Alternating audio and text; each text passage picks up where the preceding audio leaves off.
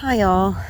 Well, this is kind of a somber occasion, but I got a text from one of my friends that said he died yesterday afternoon. And so this guy's a classmate of mine from West Point, and so I've known him since 1995. We were actually friends, and we were roommates at airborne school for a few days back in the 1999, actually. Last few days of airborne school, it was in December, that they had to clean out a barracks and move us officers out and put us elsewhere. So I ended up having a roommate that was male, which wasn't normal, especially not back then. Like, now, who knows what they've put in the room with you, right? But I was glad it was choice because he was nice and he wasn't a jerk, and he wasn't going to try anything on me. And it just kind of goes to show you, I don't know, we had some good talks back then, when we were roommates. And, a lot of people think if someone is tall and good looking that, they have everything together and that everything's fine. And, I remember even back then things weren't fine for him. First of all, I didn't know that he was mixed black and Korean. He looked Hawaiian to me, to be honest. He's like 6'2" and kind of a Hawaiian looking guy to me. I thought, and I said to him, when these families, especially Korean families, do not accept mixed children.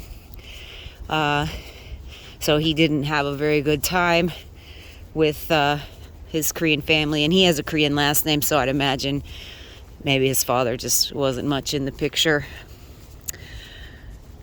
But I told him, I would have never thought that you would think that way about yourself, because he was always told how he was ugly and mean things, half-breed and stuff like that. Just pretty crazy, when you think about it. I mean, he was obviously successful enough to go to West Point and graduate and come out as an officer. And it's like he could never get over it, right? He could never get over this trauma. So yesterday, like 12:22 p.m., he calls me and he was like, hey, Lorna, how are you doing? And I was kind of upset at the time. I was kind of mad about this guy that is not treating me right. So, and I was just kind of like, I just don't understand why people can't, at least be respectful and civil to each other. I can't understand it, Especially, it even hurts me more, I think, when it's someone who's awake and sees what's going on in the world and they still screw you over, right? Like, that's the hardest part to me. Like, those of us who are awake, could we at least try to get along and try to be respectful of each other and not treat each other like the normies treat each other? Do you think that it's good for you to be breadcrumbing and ghosting people? One of the only few people on the planet who's on your side. That sounds smart in these times. But the truth is, nobody can get over, it seems like nobody can get over the trauma that they've gone through, when they were kids. And everybody's just still, no matter how old they are, they're just running around, playing the same fucking tape in their head that some kid told them when they were young, or their parent told them when they were young, about how much of a big of a piece of shit they are. And it's like they don't even live in the now. Frustrates me. So anyways, he called me at 12:22 and I was kind of upset, but I talked to him for like 5 minutes about that, and I was like, let's talk about something different, let's talk about what's going on in the world, because he knows what the deal is, and he's very smart, very spiritual, probably more spiritual than I am, because I'm a big skeptic, and he's always been worried about me, Lorna, you need to go and get baptized and go to church and all of that, He's worried about my soul. He was even saying that yesterday. And he was telling me, in fact, he had told me at Fort Benning back in like 1999 that, he's been seeing things his whole life, like angels, and things have been speaking to him. And I don't know, back then, like, I have experience with people with schizophrenia. If you listen to some of my other talks, I grew up with a uncle who's, not of this planet. So, but he didn't sound like that to me. So, I listened to him, kept an open mind. And then we were talking about that yesterday. And he had said that, I was going to just text you, but something told me that I should call you instead. And I was like, oh, I'm so glad that you called. It's nice to hear from you. And we were talking, and of course I was asking him stuff about, some of these angels that he said had spoken to him. And he said, they look just like us. And he said that back in 2000, I think it was 2005, he said that there was this one guy that he considered to be an angel who said to him, beware of the book of faces. And, he said, I didn't really understand what that meant at the time. So he's like, so I went to the library, and I was looking for the book of faces. But apparently he finally realized what it was when Facebook came out, right? So they were warning him, he said they were angels, I don't know.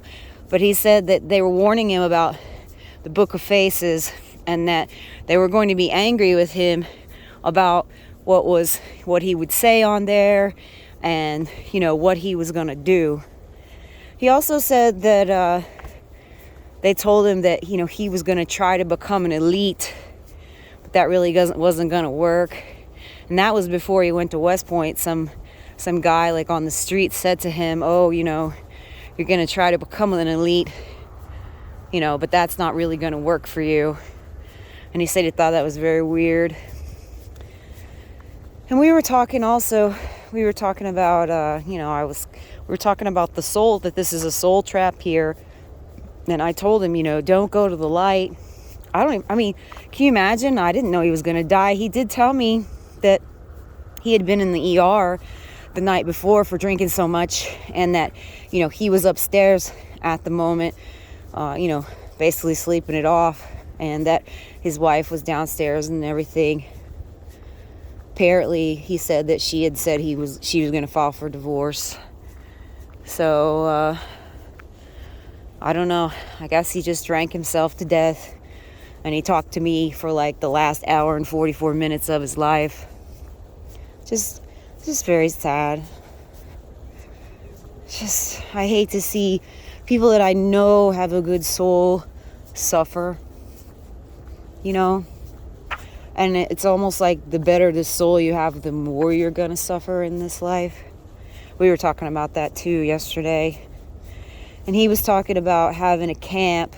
It's one of the last things we're talking about. He was talking about having a camp, like a wellness retreat for veterans to help them with PTSD, because I was talking about EMDR and EFT, some of the stuff that I'm really dedicated to doing to, making myself more sane, keeping me sane as you can be in this crazy world.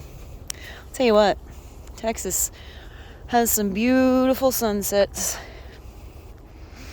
It's weird because we're landlocked up here. We get some of the most spectacular sunsets, and I've been all over the world, and I could say that because I know. Well, it's weird. I didn't know that would be the last time I ever spoke to him. I do feel okay, though. He was happy when we hung up. He was kind of apologizing. He said his brain wasn't working as well as it should be, which makes sense if you're had that much alcohol. It's just kind of depressing. Kind of makes you wonder why alcohol is legal. Because it hurts you, that's why. I don't know. And it was really weird. So after I was told by his wife, she texted me from his phone and said, Choice passed away yesterday afternoon. And I was just in shock, but I had to go over to the chiropractor anyways, like right afterwards. And I'm driving, and on the radio, this old song from like 1988, Kicks, called Don't Close Your Eyes. This song came on, and I mean, the lyrics, I'm going to just read the lyrics to you guys. It says, you know, what you do it out in the nighttime. Why'd you call me on the phone? Your mama can't solve your problems. When's daddy ever going to get home? So you did your little move and cried in the middle of a suicide. Don't close your eyes. Don't close your eyes. Don't sing your last lullaby. There's no one there to hold you. No one hears your scream. You live life on the down low. Your nightmares are your dreams. I know it's lonely when you're hanging around. Don't you take it lying down. No, no. Hold on tight. I'll make everything all right. Wake up. Don't go to sleep. I pray the Lord your soul to keep. This is so freaking creepy, isn't it? You know, like, how random is a song like that that's so old get put on the radio, like, right after I get in the car and I've been told my friend dies? I don't know. It kind of lends credence to thinking that, you know, this is a simulation, right? Like, the energy, I don't know, there's something spiritual or simulation-like going on here. It's just really wild. And I don't know, like, I have like delayed emotional responses to everything. Like, I know I should be crying, but I can't. It's like I'm in shock. And I don't know, I kind of always envied the people who can get upset like right when something happens and just get it out. It takes me like sometimes 3 or 4 days to figure out what is bothering me and how I really feel about it, and then I get upset. If it happened to me back in 2010, one of my friends was dying. He'd originally had prostate cancer, and they cut it out of him, and then, you know, the doctor convinced him to go into a vaccine trial for cancer at the NIH, and they gave him this virulent bone cancer that killed him within 9 months. And I remember it was like Christmas of 2009. My mom had come up to visit, and I woke up one morning, I was just so angry, right? And she was like, "What's your problem?" I was like, "I really don't know." I was like, "I'm not mad at you. I'm just angry in general, and I don't know why." And it took me 8 hours. You know, we went out and did stuff, had dinner, because it was like Christmas time. And this is when I lived at Crystal City in Virginia. And, you know, I said to her, you know, like at the end of the day, like 5 p.m., I finally kind of started crying. And I was like, I'm so upset about Khaki. I know he's dying. I know they murdered him. You know, and I know there's nothing I could do. Because, you know, everybody goes to Johns Hopkins. And when you go there, they give you radiation. They give you chemo. They feed you cookies the size of wagon wheels, right? Your whole tray that they feed you is applesauce and Jell-O and mashed potatoes and gravy. Everything carb heavy, right? And they know that glucose feeds tumors. They've known it since 1920 with Otto von Warburg won the Nobel Prize for figuring out that cancer tumors are fed by glucose, right? It's called the Warburg effect. If you don't believe me, look it up. You know, and they know it. Actually, I don't know. Maybe they probably don't even teach that in school, and these doctors aren't even curious enough to study anything besides what they're told and, you know, whatever medicine comes thrown at them from Big Pharma, right? They don't bother to crack open the freaking MSDS of anything to read what its effects are, you know, because there are no side effects, let's be real. It's just effects, right? So, I don't know. I always love these people's gates here because it says, "We don't dial 911," and it's got like crossed rifles. It's great. They're nice. They actually have there's a range back there where they shoot. I don't know if you can see it. That's great. And then some of my other neighbors down there, they have a blind set up and they shoot all the time. They even shoot at night. I think they're practicing, you know what I mean? And they shoot at night, and they also shoot doves and stuff like that when that's those seasons around. I see them doing that. But so there's a lot of good people out here, which is good. Although I've been told they're planning to like demolish all of this land back here, all of these trees and stuff, and that they want to build housing like complexes all the way back to this road. Which, I don't know. I'm probably leaving if they do that.